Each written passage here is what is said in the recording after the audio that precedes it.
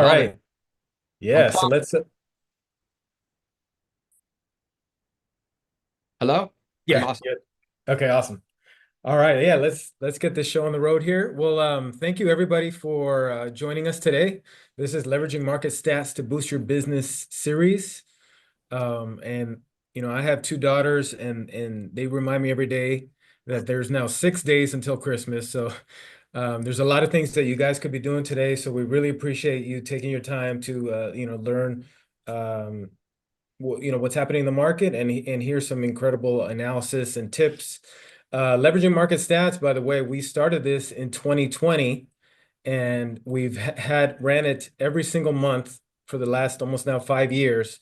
And the Wow. very first guest on the very first show of Leveraging Market Stats was George Guerra, and we're lucky to have him back. Thank you, George. Thank you so much for being here. How's everything going?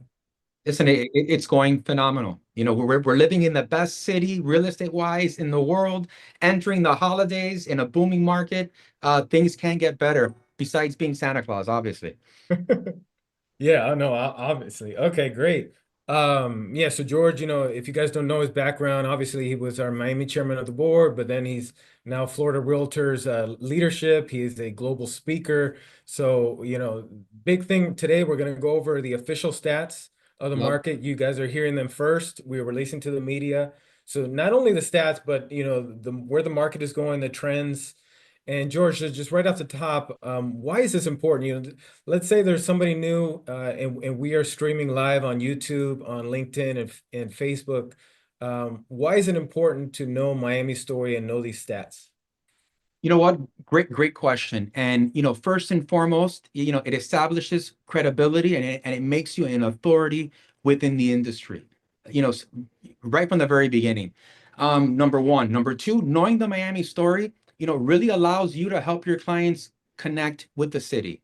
Being able to, most people think that, real estate is just an investment or where to live, but it's really, a lifestyle, where to live, what to do, and, how to enjoy, the city.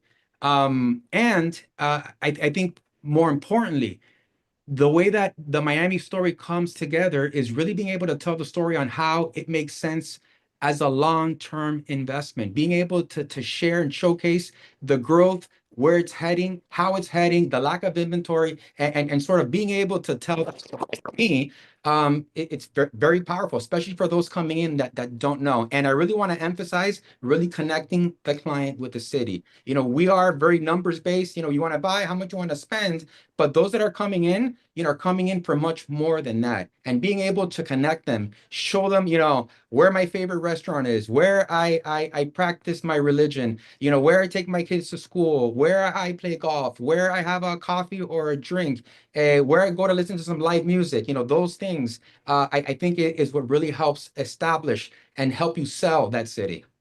Yeah, no, I love it. I love it. Connecting to the city, the personal side. And that's why I love doing these webinars because every month we get different perspectives, and that's great tips for everybody Now, there. now, Chris, let me be very frank with you. The Yeah. way that us agents need to tell the story, and probably the most effective is obviously social media, video, going to a restaurant, showcasing, the food, going to art events, showcasing, the lifestyle. People don't understand that people's eyes are on us and we are subconsciously telling a story. And, we're living in probably, the best B-roll city in the world where, you can go out there, create some incredible content that is entertaining and eye-catching to everyone in the world right now. Yeah, no, 100%. We are the place where everybody wants to live. I think it's Miami ranks number one in Instagram selfies. I know there's a study out there, but definitely. All right, so guys, let's talk about what we're gonna do over the next hour. Again, thank you for taking your time. We're going over official November 2024 stats, and we're hearing from one of the best in the business about how to make more deals and become a better realtor.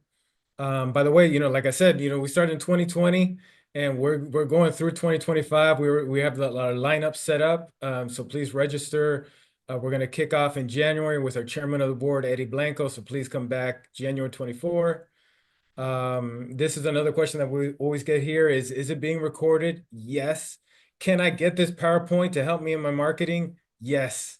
So if you guys could, if you're on the Zoom call, if you could write your email in the chat, I'll compile all that. And then if you're on YouTube, Facebook, you could do the same there, and I will get this to you hopefully later today. And then, so I put this in the chat already. If you could only remember one website, write down this one, sfmarketintel.com. Try to make it easy for you guys. This is where we put all of our reports, videos, infographics, everything will go right there. So remember that website. I might say it one or two more times. All right, George. So let's kick it off with these indicators. I'm going to go through the three counties, and then I'll ask you a question.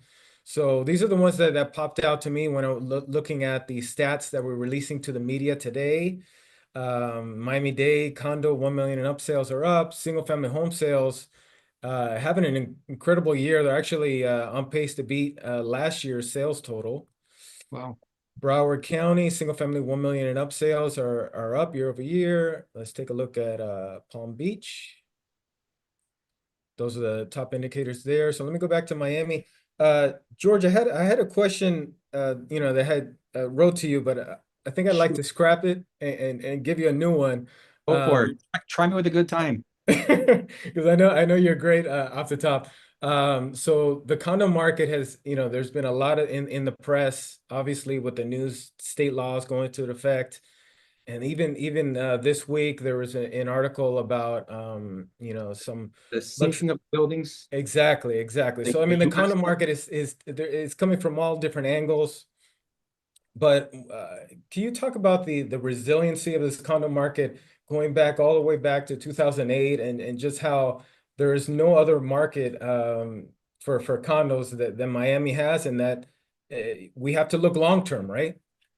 Listen, absolutely. And I think right now, I think we're a victim of obviously new regulations and news articles and clickbait, news articles being written out. The reality is this, construction, what happened in Surfside really affected the temperature of the condo market. And the reality is that buildings are not designed to fall. And have we, since the real estate crash, been a little loose on our reserves? Absolutely. Are we paying for it right now? I think absolutely. But when you look at our prices, Chris, and you compare us to other countries, other states, we are cheap. When you look at inventory, for example, pre-COVID, and don't quote me on the number, but I think I might be right, we are 28% under COVID.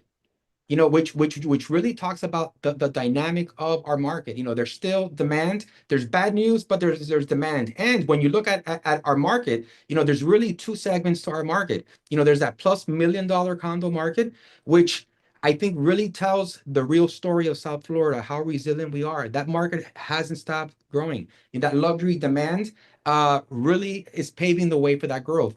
I think from the under 1 million, especially for that lower entry, that fixed income person, I think there we're seeing the struggle. And not to mention the fact, Chris, that financing has been an issue when it comes to condos for the last decade plus. So the barrier of entry has been difficult. The news has been difficult. But the fact is this, Kevin, that people still want to live in South Florida. And when you look at the prices of rent and the cost of living, condos are still a formidable asset to buy. So I think I think Warren Buffett said it best. When those are scared or when those are greedy, you sell, and when those are scared, you buy. And right now is the ultimate scare time where people are scared. And for me, it's a clear indicator that, hey, I need to start looking at the condo market, seeing which buildings make the most sense. And, if I'm willing to take the risk, I think there will be a phenomenal reward, at the end of this cycle. Yeah, wow. Incredible. I mean, I totally agree with that. I used to be a reporter for 13 years, so I know that, there is a lot of clickbait there, and that, there's a lot of that out there. And we had a meeting recently, I think last week here with our team, and we're just talking about how long term these regulations are going to benefit Miami real estate long term. And I And think that's what. I think they're going to strengthen their market, very much like the financial regulations strengthened the market crash to now we have a much stronger financial sector. I think that we're going to see that in the condo. But what I will tell you, and this is sort of the sleeping giant in the condo market, is the boom of technology with the short-term rentals. At the end of the day, regardless of what the condo cost, what you rent for and that rate of return, has still been going up, and the demand for South Florida coming in here short term, has boomed. And for me, I think those that pay attention to those little things and capitalize on it are going to make some nice little money moving forward. Interesting. Short-term rentals. Wow. Yeah. Excellent. Yeah, you're on it. Okay, so let's move on to another topic that continues to be a hot topic, mortgage rates. We had the Fed made its first cut in September, and there was all talk about how the rates would go down. George, the opposite has happened. Rates have gone up. We're over 7%. How do you talk to your buyers about rates now? Listen, great question. And now everybody's more rate sensitive than ever. So I really start with education, and I leverage a good mortgage broker to help me out with this conversation. And I talk about the realities of what interest rates were in the past and what they are now and what really makes sense. And I'm going to be quite frank with you, Chris. I bought my first house at 9.5. 9.5. So when I see 6%, I'm thinking, what can I buy? And I'm going to tell you this, that if you look historically, six is a phenomenal interest rate. You've heard the term marry the house, date the rate, the rate. So for me, those are some of the conversations that I'm having. But more importantly, I'm focusing on two things when it comes to my customers. Number one, their motivation. Are they motivated to buy it? Because if they are, I think I'll be able to tell them what they need to hear, to actually go out there and sort of purchase that property. And my other question is, can you afford it? And the reason why, and you'll see some of your other slides, the appreciation that Florida's, poised to receive. And you know what? To get a 6% rate, to make $20,000, $30,000 in equity almost yearly, I think when you do the math, it makes perfect sense. So it's really about educating them about the market, educating them about the history of the interest rate, and at the same time, pointing to them to the direction that, South Florida is heading. Yeah, no, those are great tips. Great tips. Love it. George, I was taking a look at the chat. A great question here from Jose Harvin. Fully funded reserves should increase FHA loans for condos in the future. 100%, right? Because now buildings will be at 10% reserve, so that opens up more loans and more condo buyers, right? When you look at the positive side of this, correct? Listen, I think that if I have a building that doesn't have reserves and I buy it, and then they reserve up, my value has jumped. Only because the ability for people to purchase. When I can go into a condo, FHA 3 and 5%, my buyer pool is huge. When I have to go into a condo and pay 25%, think that kills my entry level buyer. I just graduated college. Me and my wife are teachers, we're accountants, we're doctors. They can't go and put a 5% down payment on a condo. And when I grew up, we started in a condo. Let me get a 1 bedroom. Let me move up to a 2 bedroom. Let me have my baby and move into a single family house. We've had a whole entire sort of generation that has missed out on that entry level housing just because of the lack of, reserves and funding. So for me, if I'm looking to invest, I might want to find a building that's on its way to being fully funded because, from a 25% down to a 3 to 5% down, to me equals instant appreciation at that point. That is so smart. Yeah, that is awesome. I'm going to be doing a sound bites from this webinar, and that is definitely one of them right there. That's awesome. All right. And so, like I mentioned before, I used to be a reporter, and when I was a reporter, there was always budget meetings. What should we put on the front page? And so, as a reporter, you always want to be on 1A, the front page, and you want to be above the fold. George, this should be 1A above the fold. Top housing markets for 2025. Miami ranked number 2. My question for you is, why weren't we number 1? You know what? I honestly, I think Realtor.com made a mistake in their mission, to be quite frank. So you know what? Why aren't we number one? That's a great I, question. I I was just joking. I mean, but this is great news when you're talking about the market, right? I mean, they analyze every single market in the U.S. and they put Miami number two. Well, listen, Um, not only Miami's number two, but you have Florida twice in the top 10. So and there's no other. Let me look real fast. I think maybe Texas has maybe two besides us in Texas, which we are both booming markets. We are the two there. I can tell you this. Um, when you look at 20, what is that 24% growth? yeah, 20, sales growth. That's what they expect. Yeah. Now this 24%. is for Miami, Fort Lauderdale, and Pompano Beach. Yeah, I think huge testament to the strength of our market, to the luxury market momentum that's sort of moving our market, to the economic and migration trends that are coming over here, the lifestyle appeal that the reason why people are coming over here. Not to mention politically, we have a governor and a government here with less regulations, less involved in business, which I think is uber attractive to those that pay taxes and that are very well off. But I think it's clear evidence that buying in Miami, buying in South Florida has an incredible equity building potential. Not to mention right now, very limited inventory and major tax advantages by coming down. So I see us and Texas, definitely staying in that top 10.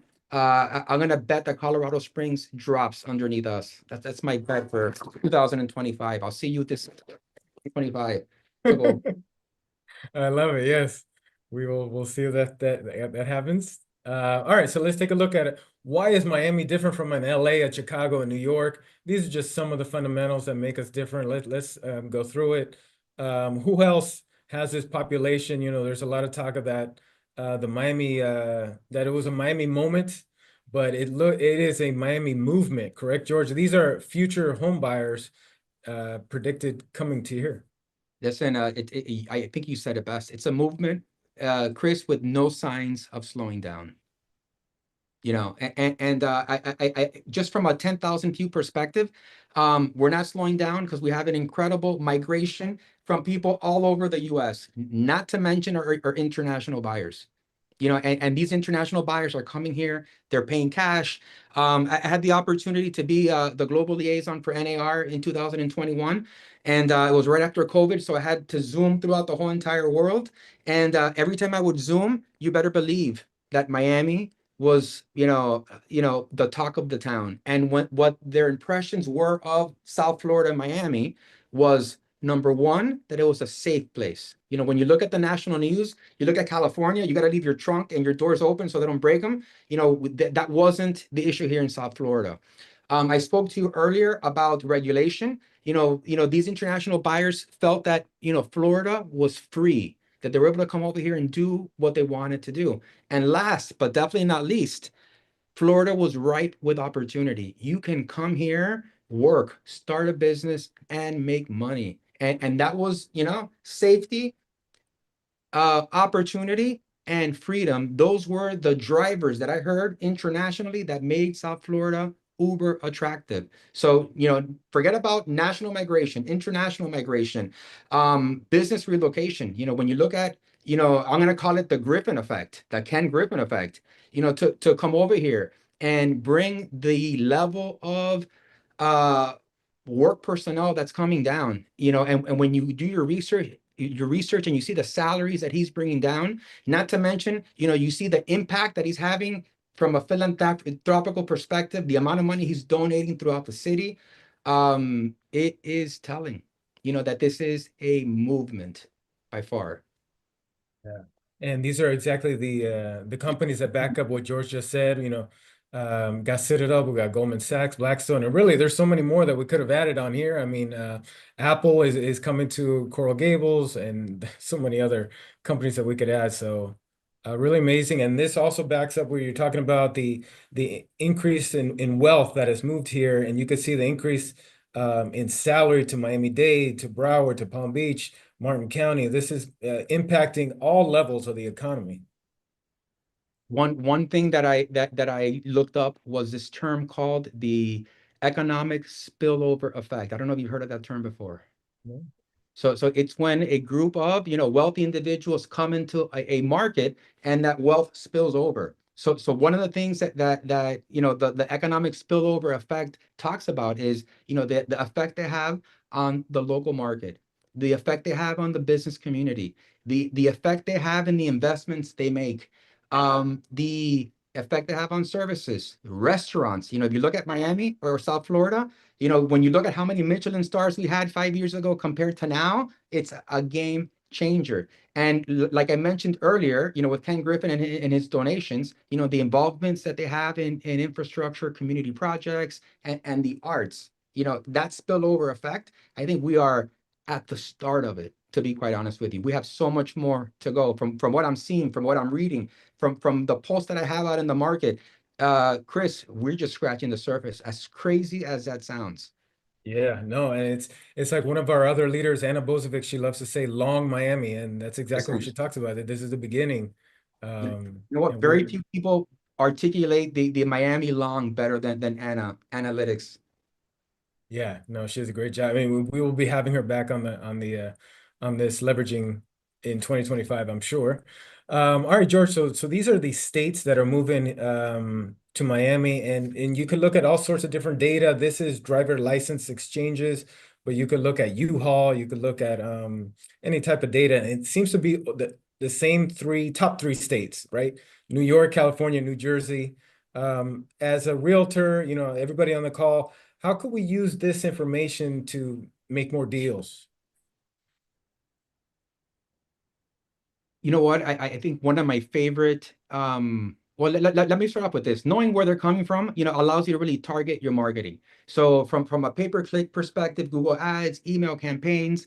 One thing that I do with a lot of leaders as well is we travel, or we go to the National Association of Realtors and we meet with these New Yorkers and we tell them, if you need a awesome realtor in South Florida, reach out to me.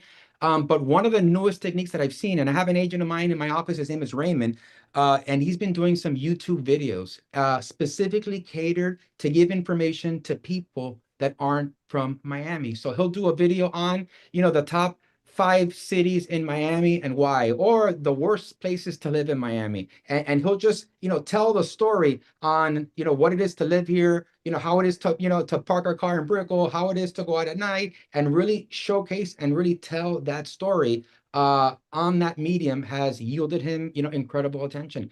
People are curious about South Florida. Before they move over here, they go online and they Google living in Miami, living in South Florida, lifestyle. And if you're able to create some of that content telling that story, it's better than pay-per-click. It's better than Google Ads. It's better than traveling out there. It's bringing the audience to you. So I think being very, coming up with a YouTube title, what New Yorkers need to know before they move into Miami. Just these smart little titles, allow you to, connect, but more importantly, be that authority. Look, I got Raymond down there giving me a thumbs up. Great job, Raymond. I love it. Great job, Raven. Yeah, no, that's a incredible job you're doing there, and that's a great tip that others here could start using, and obviously using the new technology available. Yeah, Listen, let me be honest with you. I love to tell this to my agents. It's hard to sell a property to somebody who lives here. It's even harder to sell a property to somebody who doesn't live here. So you have to think outside the box. Those traditional methods we use locally aren't going to work. You have to find a way to be smart and to have them, to attract them to you. So stepping outside of the box, getting uncomfortable, getting behind the camera, storytelling your city, is one of the smartest, cheapest, most effective ways, in my opinion, to go out there and generate that business. excellent. I love it. All right. All right, so let's take a look at these two graphics. Really powerful. If you want to talk about telling Miami's story, 10 million and up home sales. Those aren't luxury. That's not Uber luxury. I believe those are called trophy homes. And incredible explosion in trophy homes. Now we're ending 2024. We'll see how much increase. But George, this speaks to everything that you've talked about, how the ultra wealthy are moving here and they're purchasing these homes. Listen, I think it's been an unprecedented growth, of these $10 million plus homes in this market. It has truly turned, South Florida into a global powerhouse, in my opinion, of real estate. obviously driving not only the economy, but obviously a cultural transformation that we've witnessed, right in front of our eyes. This is probably more than a movement. It might be a milestone in Miami's evolution. Yeah, no, it is a milestone for sure. All right. So let's have a little fun here. We do this trivia every month. So let's see who knows their global trivia. We are getting ready to put out our 2024 global study. So this is our 2023 study. So if you know what is the top foreign country purchasing in South Florida, if you could type it into the chat box. And the second question I have for you is how many total countries purchase real estate in South Florida? And number three is what percentage of Florida global real estate sales happen in South Florida? These are three great marketing points that you could use because no other market has those. So we'll see, George, we'll see who wins the competition a little bit later. I love it. I love it. I love it. All right, so let's go into the official stats we're putting out. Median sale price, of course, it's a fundamental that sets Miami aside from all other markets. And you can see here, Miami ranked number one in annual home price appreciation, this is according to CoreLogic. Yes, it's from August, but we were Miami was number one until November. I checked December. We are now number two, but still incredible. Number two in the US. And then you could see how much equity gains Miami has in comparison to the national average. Um, this is why it's a great place to sell real estate, right, George? Listen, and understand that those numbers are, with a distressed or a hurt condo market built into it. So keep that in mind. Imagine if we had a strong condo market with reserves and great financing, I think our numbers would be untouchable, to be honest with you, Chris. Oh yeah. And if our mortgage rates were a little bit lower, maybe a 1% down. Party time, party time. All right, median sale prices, and they increased once again. This is Miami-Dade, up 5% for single family. Condo median price, hope the media could report this. It continues to rise once again, 13 straight years. Broward, you can see increases for median sale price. Let's go to Palm Beach. Similar story there, even and up for condos. And George, historically, this is a great graphic, right, to show how much not only since 2011, but really since the pandemic, 2020, it has gone to another level. Listen, Chris, I say this all the time. In the pandemic, I think we came to terms with how important home really was and the value of home. And I think we came to terms with it. And I think you can see by the graph that people have prioritized, securing their home, putting their home, the value of their home. For sure. All right. I'm looking at the chat. Thank you. Thank you for all those comments there. So here's a look at Broward. Huge, Similar trend line historically. And we huge. have Palm Beach as well, going back to 2008. All right, George, so let's talk about inventory. It is still a high demand, low supply market. You mentioned that at the top, we're still historically below the average, and this graphic kind of puts it into perspective. Absolutely. Absolutely. And again, um, yeah, it goes to to me, when I look at this graph, obviously, the low interest rates are playing a factor, holding, properties there. I think the last couple of years, the tight demand, or the lack of supply has put us there. But every economist that I've spoken to and everybody that is involved in this industry is telling me that, hey, be prepared for some good increases in the next couple of years. Yes. And we're starting to see it. They are increasing year over year. We're going to get to that, the stats. This was another point that George, you touched upon a little bit, how Miami compares to a Paris, to an LA, to a New York. So much more bang for your buck here still. Chris, let me ask you a question. Out of all those countries, which one's better than Miami? I can't think of one. Think about that. Think about that. So you know what? I've been to maybe half of these places, and every time I come back and I get out of my airplane in Miami and I feel that beautiful South Florida heat, I tell myself, "Thank God I am home." When I look at this graph, and again, I look at all these places, I don't think there's any place better. Again, freedom, safety, opportunity, lifestyle. I don't think any of them come close to South Florida. Yeah, and I agree with that. You know, when I come back from travel in the airport, I think the first thing is hearing all the different languages. You know, of course Spanish, but there's so many other languages that I speak here, and the diversity. No one has our diversity that Miami has. No, you know what? I didn't see Monaco. I think Monaco might be close, maybe. Oh, Monaco. Monaco. You might give it to Monaco. Yeah, Okay. maybe Monaco. All right. So, George, with prices continue to rise, Miami prices have increased for 13 consecutive years. There's questions that we get on this chat. Hey, is this going to be another 2008? And how do you answer that question? Yeah, pretty much with the facts you have here on the screen. And you know what? I love to tell people that I was born in the boom, raised in the crash, and figured it all out after the pandemic. But I think, when you look at when you lived the 2005 and 2008, the old saying, if a gardener's buying a house, it's time to get out of the house. And you witness that there. Today the gardener can't buy the house. He definitely can't buy the condo, and they're checking his taxes. The game has changed. And today, when you buy a house, you really have to qualify. The techniques that get people into a house in 2005 and 2008, were no longer working. You really had to demonstrate your credit worthiness, your financial ability to pay this long term.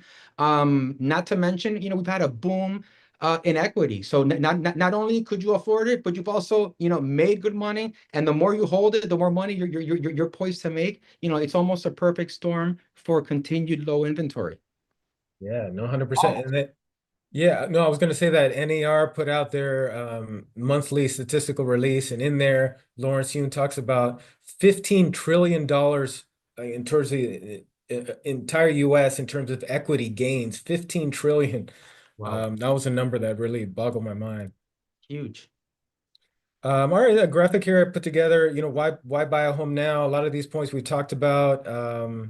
But the one that I always come back to is, housing is not like stocks and bonds. It's shelter, right? And that's not going anywhere. Listen, I did if you have trouble sleeping, I did a 13-minute TED Talk on the importance of home ownership.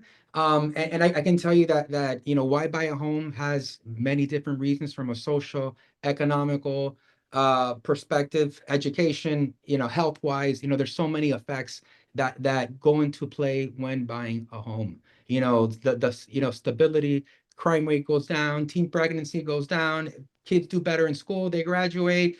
You have a fixed, cost that doesn't go up, and it gets to a point where it costs you less. I can go on and on with the benefits. People always ask me, George, when is the right time to buy? I always say right now or yesterday.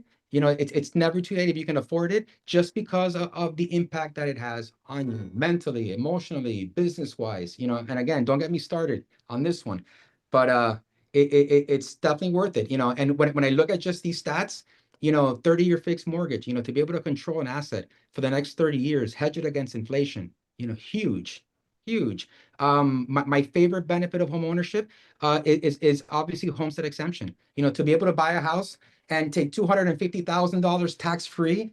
And if I'm married, up to $500,000 to me is the best gift government has ever given us. I think from a property tax perspective, save our homes to be able to cap our property taxes and know, once I buy this house, it's only going to go up 3% at max, every single year for the rest of my life, and I'll be able to control this. I think it's, uber powerful.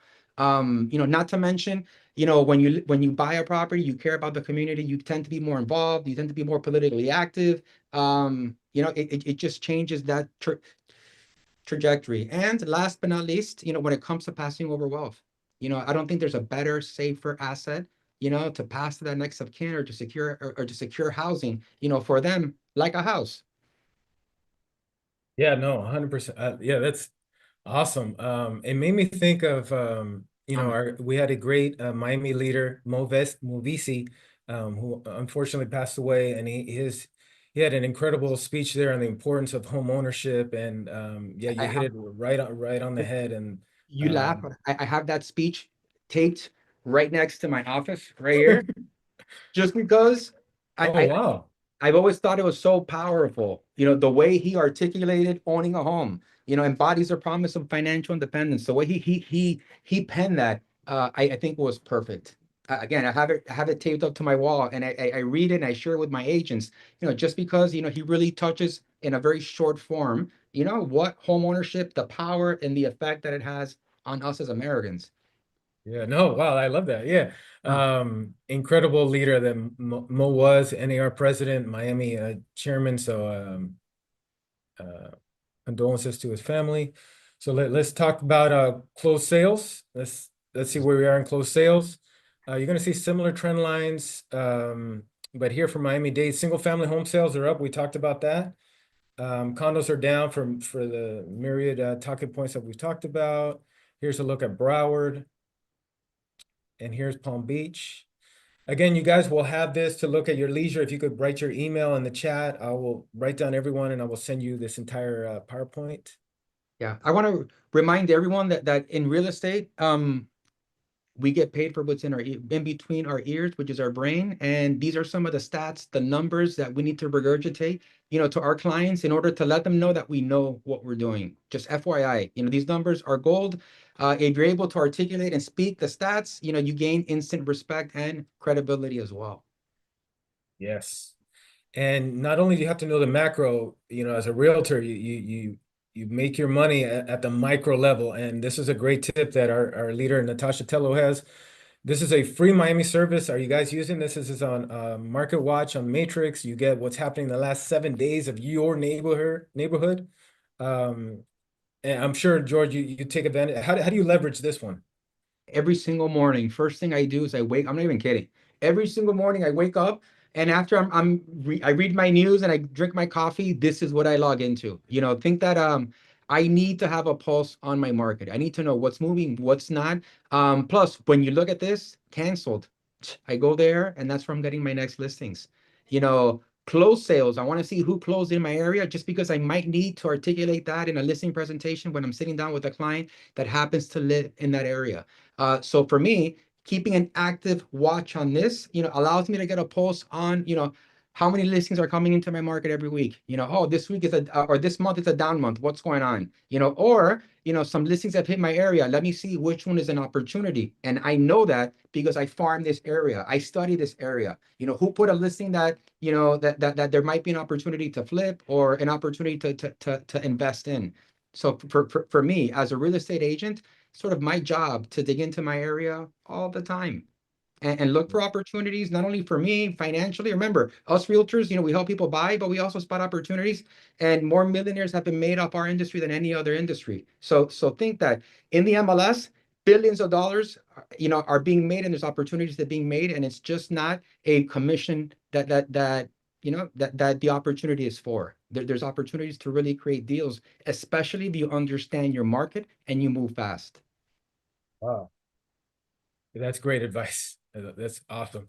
So here's some more free tools from Miami members. Let's go through all the ones. I recently added IMAP That's because I know George, this if it's not the number one tool, it's up there that this is a great way to get complete property building information and let me realtors should be using this, right? Let me be honest with you. This is sort of like the DNA of real estate. You see a house, you can click in here and you get almost all the data points that you need. But more importantly, it's its versatility. I can go there, draw a square around my neighborhood and say, hey, give me all the addresses, to the owners, give me all the addresses to the people living in the area. Let me do a CMA. Let me do a short CMA. It is versatile in a way that I can tell you that I use this program easily, if not daily, easily weekly. From a farming perspective, I use it every time we do postcards, every time, we're building an address list, anytime we want to prospect a certain product. So I'll give you an example. If I have a client that's looking for, and I'm inventing this, a 7T zoning, and I go on the MLS and it doesn't exist, I can go to IMAP and say, find me all the properties that are 7T zoning, that are owned that aren't for sale, and give me their addresses and their owners' information, and let me start making some phone calls and let me find that listing that doesn't exist. So this allows you to sort of really, there's no excuses. I can find it, I can tell you how much it's worth, I can dig into the data, and I can go and find something that doesn't exist and make a deal out of nothing. Wow.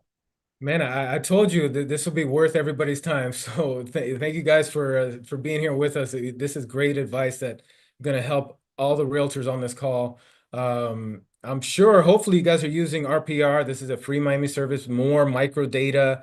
I hope you guys are using SunStats by now. This is an So, easy way to no, create. go Yeah, back one time. Go back one yeah. time. RPR, okay, 70-page CRM. If you ever want to make an impression with your clients, send them an RPR report on your property. Miami Association, they give us several ways, but the top three ways that we show our clients value is a CMA on the MLS, it's a CMA on IMAP, and it's a CMA on RPR. RPR is usually the program that I use to demonstrate value to my client only because of the data points that it shows. For that client that has 1,000 questions, these 70 pages will answer all of his questions. And if I have a client, like Chris, that'll just trust me, I'll send them the one-page IMAP and say, look, this is what it's worth. But RPR is one of my favorite tools, again, to demonstrate value. Jump to the next slide. Yeah. So check this out for my brokers on the chat. Every single Monday, I love to do what's coffee with George, and I love to show stats on the areas that my offices are at. And this is what I use to show my office, what market activity is happening in their area from a company meeting. And that's that this is designed to really showcase to your clients email and social media. So I just wanted to show a little bit from an agent's perspective, but more importantly, from a broker's perspective, how you can leverage, some of these charts and tools. Oh, that's great. Uh, Great job. All right. So let's talk about new pending sales, best indicator of future closed sales. I thought this was interesting. Looking at this, take a look at single family on all three counties. It is showing an increase on pending sales in Miami, Broward, and Palm Beach. So single family continues to be a strong point. And I guess, it comes down to, supply and demand. Listen, Chris, Um, got in making more land, especially in South Florida. One thing that we, coming from a depressed condo market, people want land. And one thing that I've seen boom is the want and the desire for big lots. Land is golden right now. And if you have a good area with a big lot, it is going to be in high demand. Not to mention, the wave that's coming of these, very well-off buyers that are coming into our markets. They want to buy, build at, to their, specs. And when you look at our market, Chris, and you have access to this, if you look at the new constructions of single family homes in big lots in desirable areas, those are the ones that are breaking all the records in our market.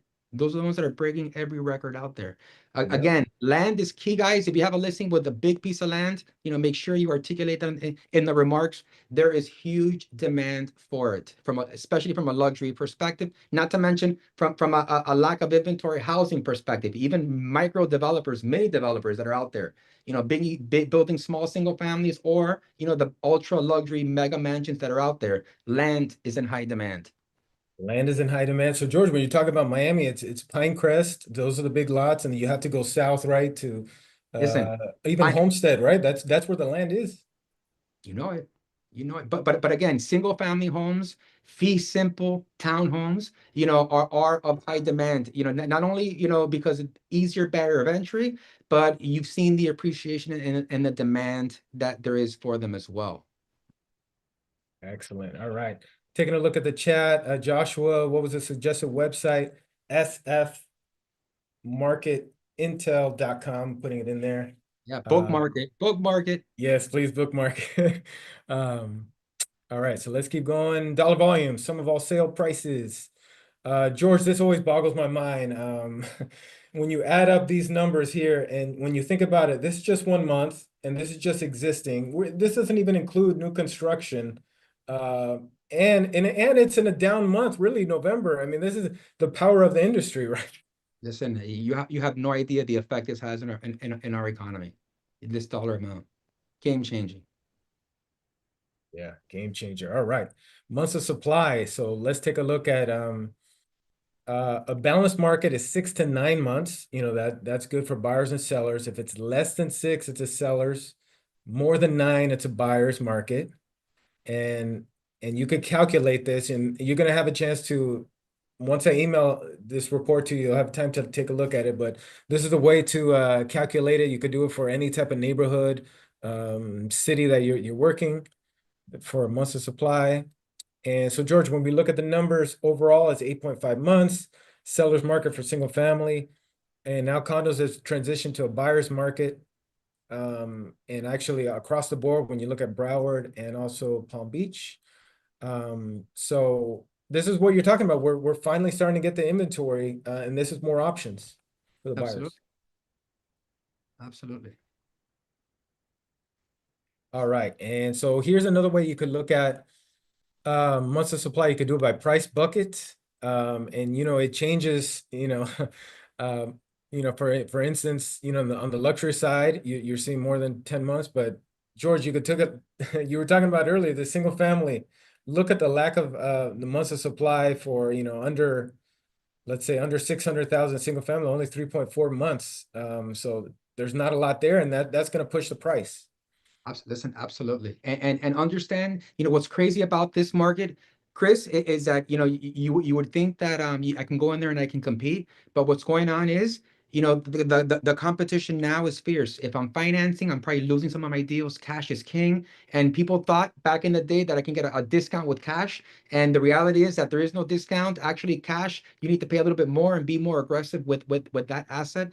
Um, but I think the competition is fierce. And, from somebody who's involved in transactions on a daily basis and sees deals coming over his desk, I see the competitive nature and the demand that's there and the willingness for people to just go to do what it takes to secure housing. It's impressive. Wow. Could you give me a story? You have a story where someone really went above and beyond to get a house, or I was just thinking about that. Oh, listen, do I have a story? I have stories. The question is, did I call the cops like on them or not? No, but what? I'm going to be honest with you. Housing is one of the most stressful situations out there. And when you are in that stress of housing, you will do whatever, you can come up with, to do it. So I've gone, forget about bribes. I think every realtor's gotten bribes to get listings in there. I've gotten letters, family letters. I've had people show up at my office. I've had families show up. I've had families refuse to leave the listing until we get something signed because this is the house of our dreams. You could, bartering, I'll trade you this, I'll get you, you name it, I've seen it. But the reality is that this market's like the ocean. At the end of the day, best terms, best deals, what's best for the client. If you're a good ethical realtor, traditionally wins hand over fist. Well said. Well said. Yeah, That's and, great. and, and it's our job, honestly, to take out the emotion, take out the feelings, and just focus on, what's best for the client. So all those efforts are great, appreciated, but at the end of the day, numbers talk, and we work with that. Right. We're serving our clients. Now, from a crazy story perspective, I will tell you that I've had some opportunities that the clients talk, and those emotions have created a situation where the seller doesn't take the best deal, that they go for the emotional deal. And I think that's powerful. Talk about being able to talk your way into having somebody say, I want to sell this to this person only. Let's make it happen. To me, has been some of the craziest situations over profit. Goes to show a Wow. little bit of the human side of some of our sellers. Wow. Hmm. Okay. All right, so let's take a look at hot markets. These are the lowest months of supply in Miami-Dade. Miami Gardens checks in at number one on the single family side, Kendall Lakes on the condo side. Um, George, any of these, when you look at these cities here, any one that you'd like to talk about or So noteworthy at this you know what? point? There's two that I would like to talk about really shortly. Number one is Hialeah because I was born there, and I love the growth in where I came from. Everybody jokes around Hialeah, but Hialeah is one of the most diverse workforce areas that's been booming. We've seen a lot of new construction, new restaurants, nightlife, shopping. And it's somewhere where for me it was first home. The other one is Homestead. Homestead, like you said earlier, still has some land. And you know what I love about Homestead is that it's between Miami and the Keys. So I can go any which way I want, boating or, party, and it's right in the middle. Again, booming area, great hospital, great schools, and still, as much as it can be, affordable for the most part. Yeah. And there's some movement there on transportation. Obviously we don't have the metro going to Homestead, but they are improving the busway, and then we could see that along US 1 that should be coming out Absolutely. soon. Hottest markets in Broward: Sunrise #1 for single family, Plantations #1 for condos. Here's Palm Beach. Again, we have all this information on sfmarketintel.com. You could take these graphics and personalize them for yourself. Active inventory, let's take a look. We mentioned this, that inventory is below historical levels, but it's rising, and you could say year over year increase. But again, you have to put this in context, especially when you go to the pandemic, it's still not there. Historical average still not there, but this is good signs for the market. All right, so let's sum up some of the points that we've talked about. We mentioned the inventory. I have a stat here. Miami condo active listings are still down 26.3% versus pre-pandemic. Mortgage rates are projected to decline, but now our great chief economist, Gay Crorotone, I believe she puts it at 6.8% next year, but she looks towards the end of 2025 is when hopefully mortgage rates will start to decline. All right, let's see who got these correct. The first question was, what is the top foreign country purchasing in South Florida? George, do you know? Colombia. No, Colombia, you got Canada. it. All right, there you go. That was my first guess. Colombia. So let's see who got it correct. I know there was a couple guesses. Well, Canada moved down to number 5. Interesting. Yes. Brazil. Sandra. Well, actually, Sandra, Alexander. Okay, so three-way tie. Sandra, Alexander, and Lori. Colombia, exactly at 226. So thank you, guys. You know your trivia. Colombia's #1. And let's go to the next question. How many total countries purchase real estate in South Florida? 52. Wow, that's powerful. How many other markets could say that, George? Listen, I didn't even know there was 52 countries on Earth. Yes, 52. Jeez, that's Um, all right. And then what percentage of Florida global real estate sales are made in South Florida? Our CEO, this is one of her favorite graphics and stats, 47%. And George, look at the difference. You would think Orlando would be higher, but look at the separation. It really shows how global we are. absolutely. Absolutely. All right, tools and resources. George has covered this and give you great ways to leverage. But let's recap. We talked about SunStats. He mentions how he uses that. We have co-branding marketing material on our website, miamirealtors.com/co-brand.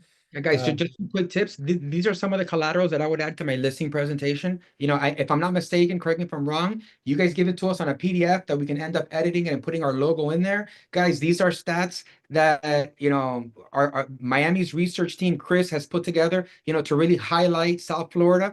You don't even need to sell. These pamphlets do the selling for you. Just make sure, you look at it, and if you agree with me, you add this to your arsenal moving forward. I promise you, you won't regret it. Yes, thank you, George. Yes, it is there for you guys. And this is another free service too, Miami Photify. Now, this is only available on your phone. It is free. You just have to register, and then you have to download the app. But when you finally get to Miami Photify, you get these templates that at the bottom you can see other realtors are adding their photo, their information, and even your company logo. So we try to make it as easy as possible for you guys. And if you need more information, it's miamirealtors.com/photify. And for everybody on the call, if there's a service that you're looking for information, just remember it's always miamirealtors.com/ and then write the service. So if it's IMAP, it'll be /IMAP, /sunstats, That's normally how we do it, and that's how you can find more information. Market reports. Have I mentioned that these will be posted on sfmarketintel.com? This is where you're going to see. We have market focus infographics, videos. These should be appearing on our social media this afternoon, our market focus videos. We have zip code reports on every single zip code in South Florida. We have city reports on every single city, sfmarketintel.com. RPR, we talked the great analysis here on RPR and how you can make more deals. These are the incredible trainers that we have that are teaching the classes on IMAP, on RPR. You need help on these services, remember this email, trainers@miamiread.com. All right, George, we're finishing up here. Last thing for you was the cross-market demand. This is, what markets are looking at our listings. This is via realtor.com. You talked about how realtors can leverage this. And I love the quote that Fernando said recently. Maybe he got it from somewhere else, but that real estate is a contact sport. Is that true? So how can you use this in referrals and to become a better realtor? So listen, if you locked me up in a room and you said, George, you have 6 months, to cross, you use cross market data to start building your business without knowing anyone. Um, Obviously having a website is the first thing I'm going to do. Make sure that my website not only demonstrates me, but also showcases information for those that are moving in. I spoke to you earlier about one of my agents and his YouTube channel and how he's curating content for those researching and coming in. Getting involved with your local and national association of realtors is a big deal. Not only do you get involved, you control your industry, you're in the know, but you're rubbing shoulders with people all over the US. And one trick that I do when I travel is like I go to Facebook and I take pictures and I tag them. Okay. And that way I can go back into Facebook and say, you know what, who's the guy from Michigan? Who's the guy from there? And I sort of leverage Facebook as my client relationship manager, with brokers. So for me, it's one of my strategies. Not to mention that there's many designations like CRS, that they give you a CRS book that I actually have right here with a directory that you get to put your information, you get to market and advertise for those that are looking to refer people, all over the state. There's many ways to build this business, but like Fernando says, face-to-face contact sport, whether it's facing a camera and putting that in there, whether it's going to the National Association and face-to-face networking, but it's that contact sport, it's that proactive approach, and it obviously requires consistency in those manners in order to build that up. And then last but not least, like our international business, you get one from New York and you get 3 or 4 from New York. The referral, if you do a great job, is usually the biggest catalyst, to getting a whole entire group coming over. Great. Great job there. Yes. So let's take a look at Broward County. And by the way, realtor.com, you could go in there and modify whatever county that in the United States, and it'll give you the information. So here's a look at Broward County. What markets are looking at Broward County? And no surprise, New York is all over this list. Take a look at Palm Beach. New York really loves Palm Beach. I think it's every single county in New York looking at Palm Beach listings. All right. So I think, right around 1 hour. This is my information. This is my email, chris@miamiarea.com. Thank you to everybody for putting their email in the chat. I will send you the PowerPoint. Here's our social media information. George, Let me tell you, if I can steal my closing statement, sure. just to read Mo's speech in memory of Mo real fast, I think it would add great context to it.